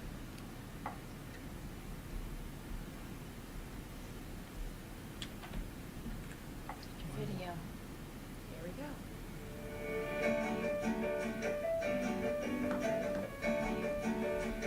Here at Middletown, it's important to support student resilience, engagement, and voice, ensuring every student is on track to graduate and find success after school. Here, let me show you. So how do we get the DNA by itself? So do you guys have any guesses, any ideas? Yeah, student resilience, engagement, and voice to me is the opportunity for students to know what life is like outside of school, to know what their interests are and how they can use their gifts and talents and make an actual career out of it. I think career exploration is important because when we're in high school, we're kind of setting ourselves up for our future, whether that be through college or the workforce, the military.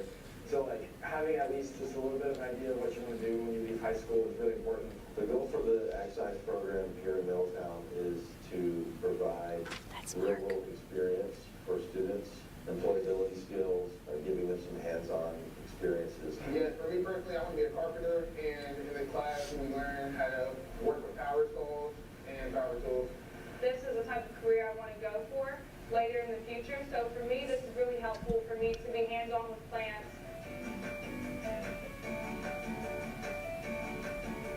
In business, we see problems every day. You know, you have competitions, you have suppliers, you have all kinds of challenges. Adopt a Class is a company who comes in once a month and works with our students. The Adopt a Class, they come and teach us about the different careers. I think it's important so people be able to know what they want to do when they grow up. This job is in the health sciences field, and it's the job of a lab technician.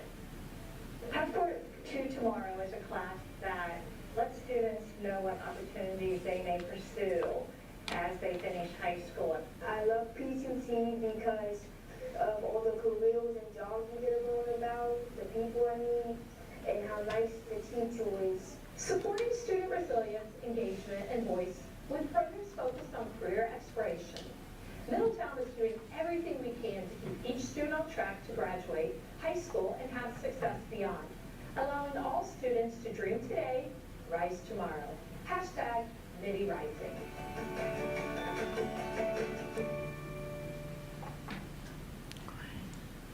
Thank you. Thank you. Anybody have any questions? Thank you. No, I'm sure the kids' response is wonderful, because I can't imagine how, that's just a very enjoyable thing. Tell me a little bit more about the book tasting. Tell me again about that. I missed what you said about the book tasting at the high school. With the high school? Yeah.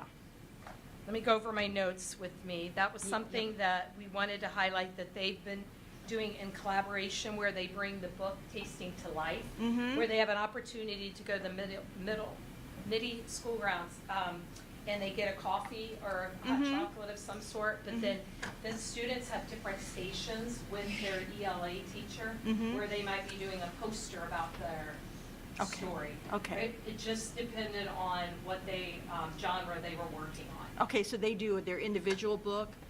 Okay, Yes. thank you. Yep, absolutely.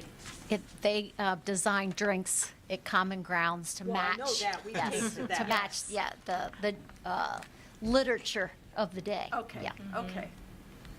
Okay, thank you. Yeah, absolutely. Other questions? That's a great program. Thank you. Thanks, Ms. Peterson. Great job. Thank you.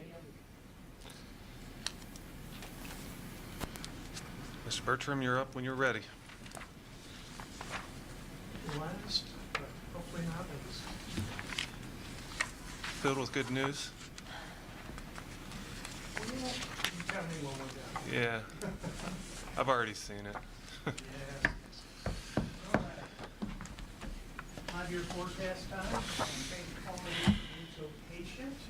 This is always the highlight of my night, when I'm talking about finances. Two things that I want to get you acclimated with. First of all, we've talked a lot about House bills and the changes that have taken place that are really affecting our district and many others. First, real estate tax change that we're looking at, House Bill 129, which updated the 20 mil floor calculations. And that's effective this tax year, payable tax year 27. And tax years swing on 6-month differences than fiscal years, so there is some overlap on these. And what it does, it takes emergency and substitute levies, and they'll now be included in your effective tax rate where they weren't before. Meaning we were on the 20 mil floor because we had 16 mils of the substitute levy 20 years ago. Well, that 20 years is now included to figure out your 20 mil floor. So we're no longer on the 20 mil floor. We're at about 30 mils class 1. Effective millage, and that 20 mil floor was a level where once you went below that, you're always guaranteed to get paid 20 mils, and we were at 16.95 prior to this bill coming into place. So huge effect, and we'll talk about that a little bit as we go forward as well. House Bill 186, same time, same period, we got signed by the governor in December. Revenue growth caused by the 20 mil floor is now limited by an inflationary rate. If a district revenue under the 20 mil floor grows faster than inflation, property owners will receive a credit to limit the increase. We're not exactly sure what that means at this time. These are things that are all being figured out by our county auditors. Every county is looking at it within their districts that are on the 20 mil floor. So to be determined, really. The Department of Taxation will provide the deflator in May, at which time we expect clarification. And the deflator is the inflationary rate. How are we going to calculate that inflationary rate? And I hear that it's a very convoluted calculation at this point. Takes CPI in, takes this, takes that.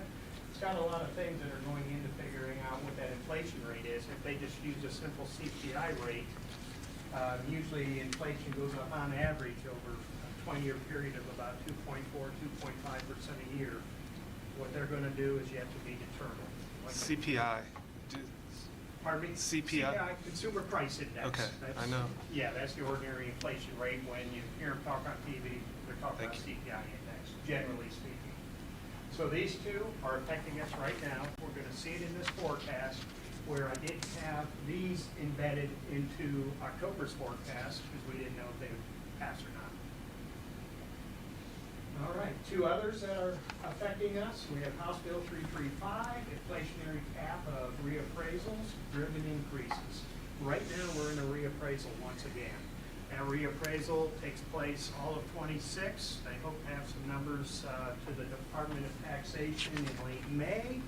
And then hopefully between the Department of Taxation and the county, they'll figure out what our reappraisal, how much it's going to be by December.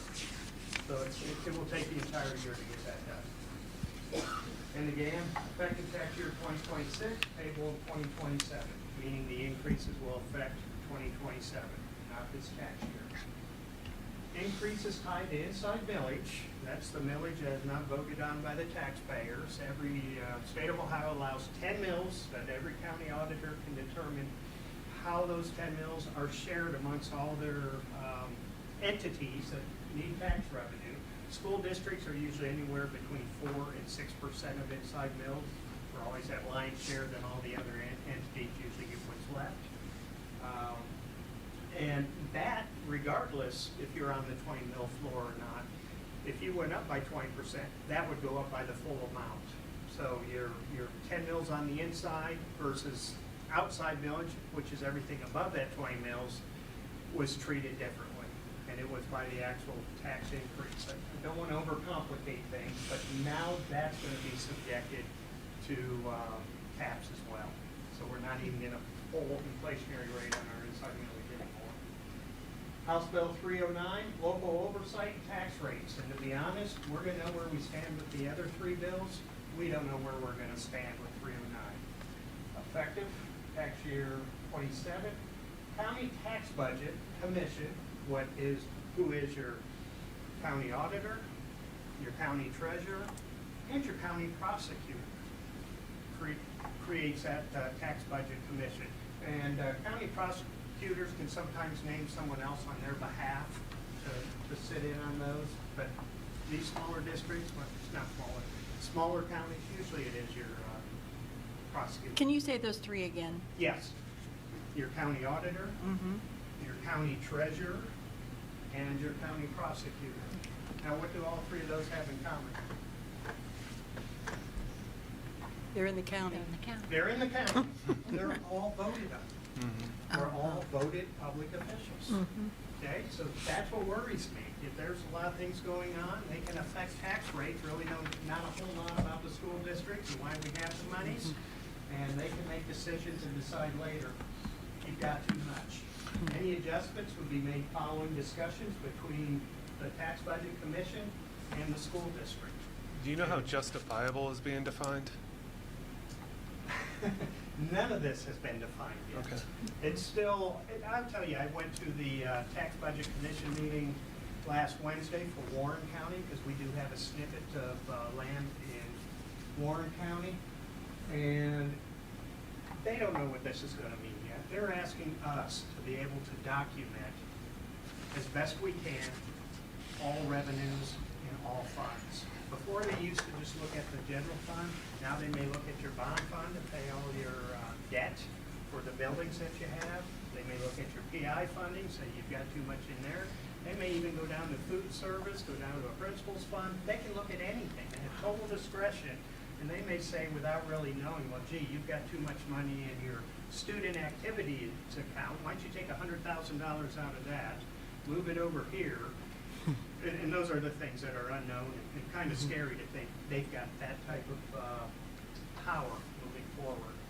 But I'll tell you, Treasurer's got a lot of power too when it comes to getting organized and figuring out how we're going to document everything.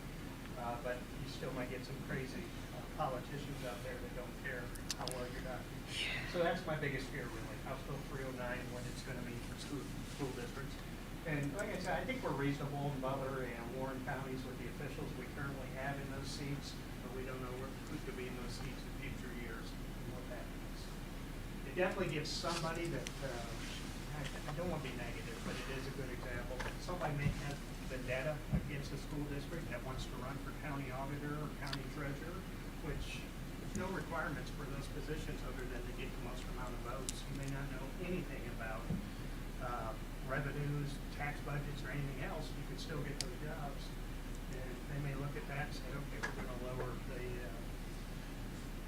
lower how much money that when we collect taxes that we're actually going to send to the school district this time. We're going to hold the rest of it. So those are scary things we don't have to know.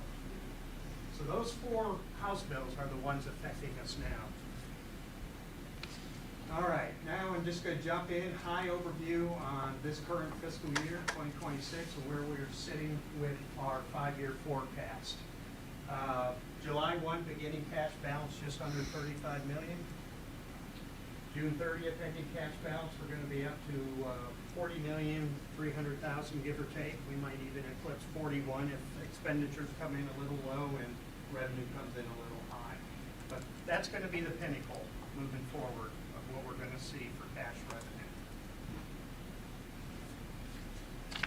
Current fiscal year, when we look at local taxes, state funding, and all other revenue, you can see locally we received 34% of our funding.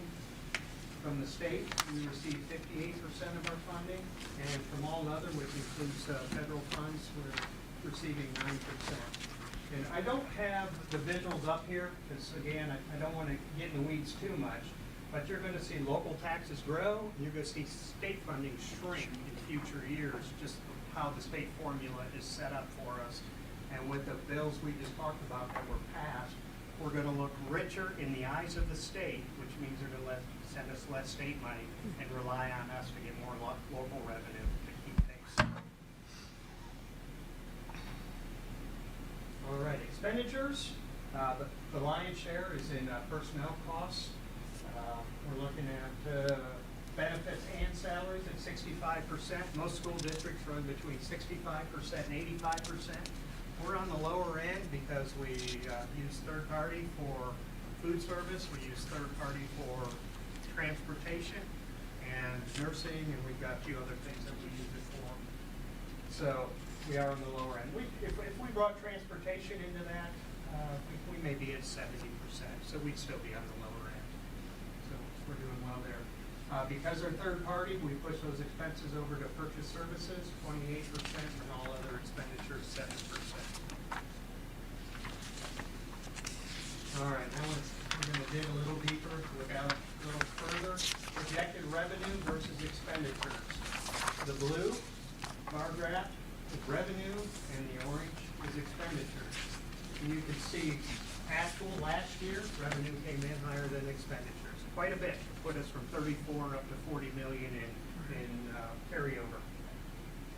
26, we still got more revenue coming in than expenditures a little bit. 27, it balances. And 28, now we're start seeing the reverse of that. We're going to start spending more than we're bringing in. And good reason for it, which I'll share with you in a slide or two. 28, 29, and 30, expenditures will outweigh revenue unless we find a new source for revenue. Projected cash balances, you can see up here, will be basically about the same next year, then 28, 29, and 30. A steep downhill pattern is emerging there, again because of revenue. Annual change in revenue, 5.56% has been our historical annual change, and that's because we're on the 20 mil floor.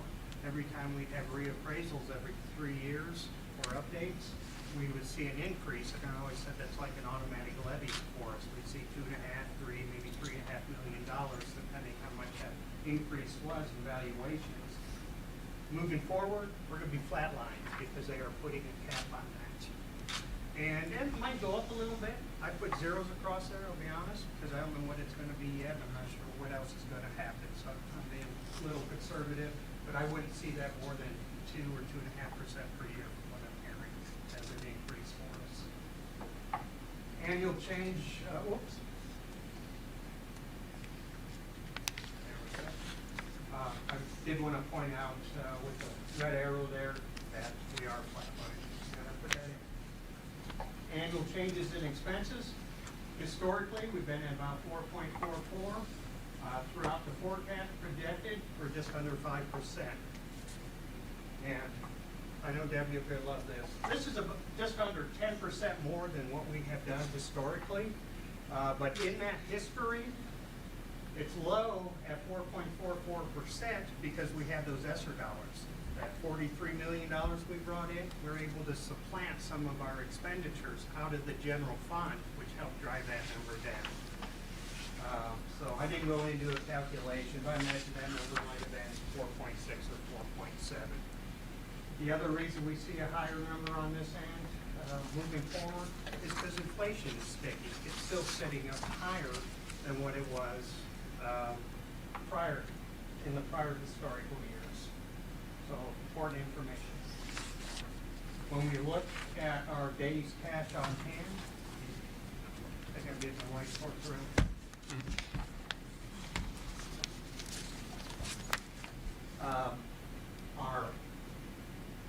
Our policy is, through the policy, we have to maintain a minimum of 75 days. Maximum of about 150 days is what's recommended on there. You see we hit the max this year, and then it starts going down. And the year we have to look out for this forecast is 2029. That 73, that could change. If we have a good year now, like I said before, revenue's coming in a little high, expenditures coming in a little low, that's going to push that number up over 75. Considering that we're going to be on forecast for the remaining years, but 2029 is the year that I say the board's got to be aware that something has to happen between now and then. Either new revenue through levies or expenditures decreasing or a combination of the two. And I hate using that L word. All right, district enrollment, something else we need to be aware of. We are losing enrollment. It is going down. Unfortunately, we're not alone. State of Ohio is going down. We're probably a little higher on average than the state of Ohio is, but it is a number we have to be aware of. And looking at it from 2024 through 2030, a loss of 258 students, and it's about 4.51 over that 7-year period. So 0.75% is about what we're losing per year. Do you know what the main driver of that is? Is it birth rate? Is it charter schools? Is it? Birth rate is a large part of that, absolutely. Charter schools, vouchers, had something to do with that. And you could see, Sorry. yeah, you could see where we started to lose it. For some reason, 23, after we all came back to school, after the pandemic, some reason we had a bump in there, but we turned around and just lost them again the next year. So don't know where they went. Ohio don't want to share those numbers with us anymore. We just know we don't have as many as we did. But birth rates is probably 50% is private right now, more driving these numbers down. And just for context, about 20% of our student body is on some type of IEP or special ed. Yeah, Is that's that right. approximately Yeah, right? that's We're right. just over 20. Yeah. Okay. Yep. All right, looking at per pupil general fund expenditures, you can see a steady increase. Of course, over time with inflation, you're going to have an increase. I wanted to take a deeper look at this, so I took some time this afternoon to say, okay, what's caused some of these numbers, and there is an explanation. And right here, I wanted to see what the percentages were year over year on the expenditures. You can see in 2022, our expenditures went down per pupil by nearly 7% due to receiving ESSER funds, using those ESSER funds and not the general fund dollars to help educate these kids. And then once we stopped being able to use those ESSER dollars and had to take some of the expenditures that we're using for ESSER, we had to move them back into the general fund. So that created a little increase again for these 2 years to bring the numbers, which is showing why the expenditures went up per year. And then moving forward in 2026 this year, we're going to have a normal increase year over year again. And when we talk about this expenditures for payroll and benefits, that's about a 6 to 6.5% increase, and that's 65% of our spending. So you got to realize we're going to be up around that 5.5% all the time, just where we stand now in the way salary schedules are structured and negotiations and how they take place. So a lot higher than inflation, but we didn't create the laws to create the unions that created a lot of negotiations that drive these numbers. So I try to remind our lawmakers we can't live on 2.5% increase per year like they set the revenue up for the future. So it's not going to look good. Per pupil expenditures, we still have a lot to be proud of. $91 per pupil per day. That's a celebration for our community to say that we're still being very efficient, that we take care of kids every day, and we spend $91 on average per day to have these kids. And per pupil expenditure support, state, federal business, 77%, residential property, 23%. But we're going to start seeing that blue come out. That blue is going to start enlarging. It's going to be in 2 pieces of the pie. It's going to turn into 3 and 4 in a decade or so, if things don't change. And then finally, current forecast compared to the one I did in October. Total current revenue is over by $1.4 million. So more revenue came in than what I had projected in October. It's on track to anyways. The year's not over. In current expenditures, we may come in under about $2.5 million. I'll say payroll right now is coming in at about $1.4 million under what I projected. And reasons for the expenditures, ESSA reductions, less than full staffing, and then we have less medical expenses since we haven't been able to hire 100% of the staff as needed. All right, final thoughts and questions before I move forward? How are we comparative to other districts within Butler County, within the state? Understanding what we just kind of see, those same House bills are going to impact other districts. Some are in panic mode already. If they don't pass a levy in May, they could go to fiscal emergency almost immediately. Some will go to fiscal caution, some will stay on fiscal watch, assuming, they'll have another election in November to try and get those passed. With our carryover being right at our maximum allowed for our policy, you see that we do have until 28, 29, 30 to make some cuts and or revenue increases. A lot of the districts don't have that luxury. I'll tell you, the area that's being hit the worst from what I've seen in research is Southeast Ohio. Those districts are getting slammed. Most of them were on the 20-mil floor with very little carryover, very little local support. It's worrisome to see what's going to happen in our most impoverished communities in Ohio. When Debbie and I met with our legislators down in Hamilton a week ago, I think they showed some concern because they're starting to see the impacts, especially being in Hamilton, that they got 9.3 million, 350 jobs immediately. It's not that they didn't have the money prior to that, it's just the way it hit in October and then these bills again in December hit them, that they had to make the necessary cuts to react to that, to stay off fiscal watching caution. But that's a awful loud bell when you have a district like Hamilton that hasn't had to have an operating levy since 1993, all of a sudden say, we're broke, folks. We've got to cut and take a lot out. And out of the 350, 175 were teachers. So they're hit hard. They didn't have the low-hanging fruit like most people think they have. So, Yes. in your opinion, and this is an opinion,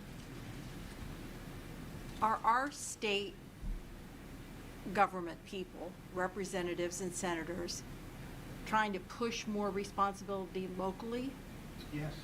because they want to spend the state money on vouchers? They're over $1 Others. billion on vouchers, the $12 million for public education. Yeah. I mean, Is that why they're shifting this, do you think? No, I think a lot of the thought, the reason they did it this time, let's talk about this time, because the two House bills I showed you right off the bat, is because taxpayers were really feeling the pressure of their taxes going up far more than they think they should. Ohio is heavily taxed on real estate. That's the way the lawmakers have done it for years. It's what we have today. We have relatively low sales tax, 2.5% income tax. And I think they just felt we have to put some relief on our homeowners out there because they can't continue, especially elderly. And these changes did affect that, but I don't. But in the long run, a levy is just going to cause you to have to pay on your. No. I think they're pushing for us to get away from property tax and go towards income tax levies. Yeah. So we'll be taxing It'd be incomes everybody. and not Property.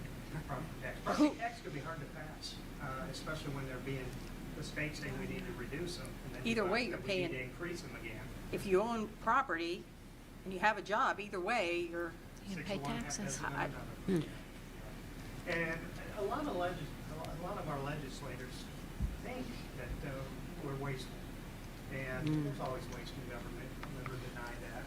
But when you sit here and you sit in these chairs and we look every day at what we're doing, It's not I wasteful. don't know that there's a lot of waste. Sure, you can find waste. Imagine if you walked into a cafeteria kitchen and, food getting thrown away, things like that. It's there. But I think once they realize that we're not going to be able to cut without cutting into the classroom, cutting into the educational experiences, they're not going to do anything. If you paid attention this last week with the group out there trying to eliminate property taxes altogether for homeowners, not for commercial and industrial homeowners, that would raise Governor DeWine said that would raise our income taxes and our sales tax. Sales tax to go as high as 20%, income tax to go 6, 7, 8%. Be able to replace that revenue because we are so reliant. But I really don't think people understand that. They don't. They don't. They don't. And we're working hard on our communications to get information out. And I say superintendents and treasurers throughout the state try to let people know there are consequences to saying, oh, good, I'm going to save $3,000 a year on my property tax. And one of the examples I use is if they put personal property tax into place. When my sister moved to Kentucky last year, she went to get her car registered and it cost her $3,000. So, yeah, what's the trade-off? What's the consequences? And I don't think we're just trying to fix this real estate issue with people hollering and screaming when their taxes went up 20%. I did too. I didn't like it. I own 2 homes. I had to pay 20% on both of them. But it's the reality of the way the system's set up. Can we make small incremental changes? Yes. Did they make small incremental changes here? No. They took an axe to 20 mil forward districts and hit a start. And they're going to see the consequences in the next couple of years. I mean, they're starting to see them now. Right now. So what happens? So that's a great question. And yet we value education in the state of Ohio. Right. And if they look beyond the state of Ohio and look what other states are doing, our cost per pupil aren't out of line. We're right in the middle. Someone else? You answered it when you said sales tax. Yeah. Thank you, Pat. So, And that's a building state tax. You can't afford the sales tax, you don't buy. Right. You need it, right? so in the 5th year, and I know you'd always encourage us to look at the first 2 to 3, and then reliability after that goes down. Yes. But to look at the last 2 years of this forecast, it's deficit spending to the tune of $25 to $28 million. Yes. Is that accurate? Yep. Deficit spending's Yep. going to get large quickly, and it's better to act sooner than later. Yeah. Because, if you wait 2 years, well, if you think you need 1% income tax, I'm just going to use that number, it raises X amount of dollars instead of 6 mils of property tax, and I don't know that that's equal for us. And you don't pass it today, next year, you're probably going to have to ask for 1.25, 1.5, and it's going to go deeper, trying to catch up later. So that's why I want you to know what's happening out there, so the conversations, we can start having those conversations. I do have a few bullet points to finish up here. This is the first February required forecast. Previously, we did it in May, so I have a lot less data doing this forecast than I did every other year. I'm looking at current expenses and revenue and how they're coming in. 2, uncertainty still exists with current new legislation. Example, House Bill 335 and House Bill 309. We're not sure how the tax commissions are going to react to the power that they now have when they look at tax budgets. And future pending legislation, and I know I've said this before to the board, I think it's 11 or 12 pages. There's still 114 bills that can affect school districts sitting on the desks of legislators up in Columbus. We're not sure what's going to happen. And that's illustration only. I'm not going to ask you to memorize it and do a report on it. But there's still 114 bills out there to reduce school funding or other means of affecting school districts. I will tell you, if we realize substantial changes before June 30th, I will go ahead and do another forecast in late May or early June, so we know where we are at the end of the fiscal year. I don't see anything substantial. The next one is due in August. I guess I say thank you. Hate being the messenger of bad news. It's what it is. Career, but It's that's better what to it be is. warned. Yeah. Absolutely. I appreciate the thoroughness. Thank you. Moving along, I'll give Mr. Bertram a chance to catch up.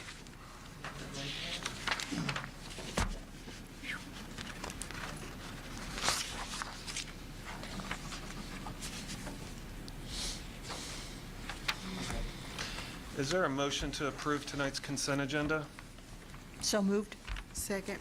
Thank you. Questions or things to highlight within the consent agenda tonight? Sure. Just like to go down one by one, give you a highlight of what you see in the consent agenda. You have an extended field trip for our Middletown High School Show Choir. They're heading to a competition in Indiana, March 13th and 14th. Won't be missing any school. It's about 45 students. Music Boosters will be helping them fund that field trip. We have a Butler County ESC contract for 12 additional days of speech therapy. That comes on the heels of we're seeing more speech IEPs in the district, so we need additional speech services. So you contract for $7,872 for that 12 days speech therapy. Then we have a contract for Warren County ESC. That is for, let's see, one of our students who their goals will be best served at Warren County ESC between now and the end of the school year. We also have a contract for Warren County ESC for supplemental nursing services. One of our students needs a one-on-one nurse in one of our outside facilities 2 days a week. So you see a contract for that one. And that's $81 an hour for those nursing services. And then we have a resolution of declaring transportation impractical. And that's for one of our students where we work with the parents to transport that child. It's really based on the location of where the child lives, and it just makes more sense for the parent to transport them. And that is at the cost of 72.5 cents a mile. Thank you. And then we have personnel agenda, athletic agenda, which are pretty, we see our spring coaches on our athletic agenda this month. Any questions? That's it. There are no questions from Mr. Bertram. Mr. Moore? Yes. Mrs. Tara Ramsey Hunter? Yes. Mrs. Shiver? Yes. Dr. Urso? Yes. Mrs. Baker? Yes. Under curriculum, there's an action item, an extended field trip, Middletown High School Agriculture. Looks like they're traveling to Put-in Bay. Is there a motion for approval? So moved for approval. Thank you. And a second, please. Second. You guys are eager. I don't know who That's got all it in right. first. I think it was a tie. Tie goes to Ms. Ramsey Hunter. Good, good. Ms. Hauser, I thought this was an exciting event for our students. Could you just highlight? Sure. Actually, you saw Mr. Miller in the video. Yeah. Mr. Miller's our agriculture teacher at the high school. His classes continue to become more popular. Just the different experiences he's offering our students at the high school. But this field trip is for 52 of our students, and they're heading up to Put-in Bay to Gibraltar Island. And really the main goal behind this field trip is to explore different careers in agriculture. Well, some of you have toured his classroom, so you've seen the produce that they're growing. They're raising rabbits. Some of the funding from this field trip is coming directly from what they're selling from the classroom. And then also Mr. Miller has obtained grant dollars over the past couple years, so those grant dollars will also help to fund this field trip for the students. Yep, so it's an extension of the experiential learning. Mr. Miller also, he does quite a few field trips that are pretty exciting at the high school, and this is an overnight one off the Put-in Bay. Yay. Yeah. Any questions regarding this? There are none. Mr. Bertram? Mrs. Ramsey Hunter? Yes. Mrs. Shiver? Yes. Dr. Urso? Yes. Mrs. Baker? Yes. Mr. Moore? Yes. Good. Hope they have a good time. All right. Under finance, the 5-year forecast. Is there a motion for approval? So moved? Thank you. A second? Second. Thanks, Todd. Any questions since 3 minutes ago? Nope. No? Mr. Bertram, just a comment prior to. Appreciate the details, like I mentioned before. It's not great news, but it's nice that you kind of provide this information for our teachers, for us, for the community, to be able to digest it. And so thank you for that. Mrs. Shiver? Yes. Dr. Urso? Yes. Mrs. Baker? Yes. Mr. Moore? Yes. Mrs. Ramsey Hunter? Yes. Brings us to district committee reports. Ms. Hauser, any committees since our last meeting? Nope, we did not have a district leadership team. The next meeting's in March, and we are working with the city right now to secure a time that's good for the district and the city to start meeting for the schools and the city Perfect. committee. Yay. That brings us to Board of Education reports and activity. And Ms. Baker, anything to report tonight? No. Mr. Moore? No comments this evening. Sarah, anything? Yeah, it's public school Public Schools Week, you're right. week, and I want to give a shout out to our city schools because I think Middletown City is a public school that does great. We are clearly, the presentation shows that we're adding a lot of stuff for our children. They're learning, engaging, and I would like to invite more partnerships with the businesses here in town to come and do adopt a class. Thank you. Very good. Ms. Scheibert? My only comment is, I know there are mixed feelings about what the students did Friday, but I'm proud of the way they handled themselves. I'm happy that they came and did their presentation, and I'm happy that everything went well. So I am proud of them. Thank you. I'll pass that on. Thank you for sharing that. I would like to echo that. It's difficult to come to a meeting and speak to adults, and they did a nice job, and I appreciate Mr. Keller's insights, and I do hope that we can look at that policy between now and next and provide some insight. I want to raise up Dion Brown, who's at Miami University. I saw that he was awarded is it the GoTech CFPF? I don't know what that stands for, Dr. Pepper Award. He's a grad 2020, and he runs track. He's going to be a teacher, I saw too. And so it was nice to see at the middle of the halftime of the basketball game, one of our alums being raised up, and nice work to him. I also saw we're Adopt a Class. They do great things in our district. Hightower, I saw him dancing on the screen a few minutes ago. Just want to thank all of our partners with that. Drew Spees, am I saying that correct? That's right. Yeah. The middle school orchestra teacher, Ohio String Teacher Association Young Teacher of the Year award. Congratulations to her. Be sure to relay our appreciation for the good work that she does. 6th grade, traveling over to Miami at the Goggin. I saw some neat images of them. My daughter loves the Goggin. I might go to Miami just because of the Goggin. I don't know if that's the best reason, but might motivate her. And then I also saw our basketball team, our men's team, is going to play Lakota West. That'll be a great upset for them. I think Lakota West has a really good season this year, and so I'm rooting on our young men. Believe their coach at Lakota West is one of ours, and so it'd be nice to set that bar. I'm calling it right now first, that we're going to take them down in the first round. It'd be a nice upset. Last thing, the wrestling, Geronimo, and I forget the other athlete, and I apologize to them. We're first place finishers in wrestling at the GMC tournament, and our team took 5th place. A really nice season for our wrestling folks.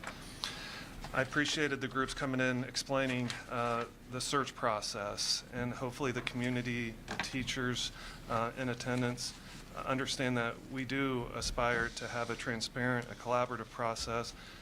Big shoes to fill, difficult jobs. And to do this in isolation without collaboration, I think would be foolhardy. And so we look forward to collaborating, working with the community, listening, and understanding what our district needs, and then hopefully responding appropriately so we can continue to move in a positive way for our kids who need us solely. And so that's all I have tonight. Mr. Bertram? Well, I'd just like to say ditto with Mrs. Shiver and Dr. Urso about the kids being respectful and considerate in what they did. And I'm just glad the media is not following up with them. That's a great thing. So, as we've seen in other districts, so I'm proud of them for behaving while they were doing what they were doing this speaking. Okay. I'd like to also share, I know I shared this last time we were together, but it's really important that community members and really everyone at this point in time continues to pay attention what's going on with the legislation. Randy talked about that tonight. You just saw the packet of the additional legislation. I'm going to just whittle it on down to its very simplest form. So every year it costs us more dollars, about 6% each year, to educate children. And we're receiving millions less in the next 3 years. It's very simple. So when you think about that and you think about, we have a great cash carryover, but that only lasts us so long. And also Mr. Bertram goes through great lengths for each newsletter to put that out there so the community understands it at its simplest form, because it is very confusing. We've been in this work for a long time, and it's confusing for us. But the bottom line is, it costs more, and we're getting less dollars. And it's not going to change unless we go for a levy for additional dollars or state legislation changes. So this all just passed, this new legislation just passed, so it is what it is moving forward until something else passes. But please stay on top of that. Things are moving quickly, decisions are being made quickly at the state level, and we're responding the best way that we can. Thanks, Randy. Just wanted to add one thing. Based upon what you just said, I know as a board and as a district leadership team over the last year or two, we made tough decisions. We made cuts in regards to relocating Central Academy, our preschool program. And so where we are is a reflection on decisions that we've already made. Yes. And if we had not made those, who knows what that forecast would look like? And it also begs the question is, where's that limit in what we have to do? And so thank you for sharing that, Ms. Hauser. Thank you, Mr. Bertram, for outlining that in usable ways. Is there a motion to adjourn into executive session to consider the appointment or compensation of a public employee or official, no action to follow? So moved. And a second, please? Second. Dr. Urso? Yes. Mrs. Baker? Yes. Mr. Moore? Yes. Mrs. Ramsey Hunter? Yes. Mrs. Schuyler? Yes. Have a good night.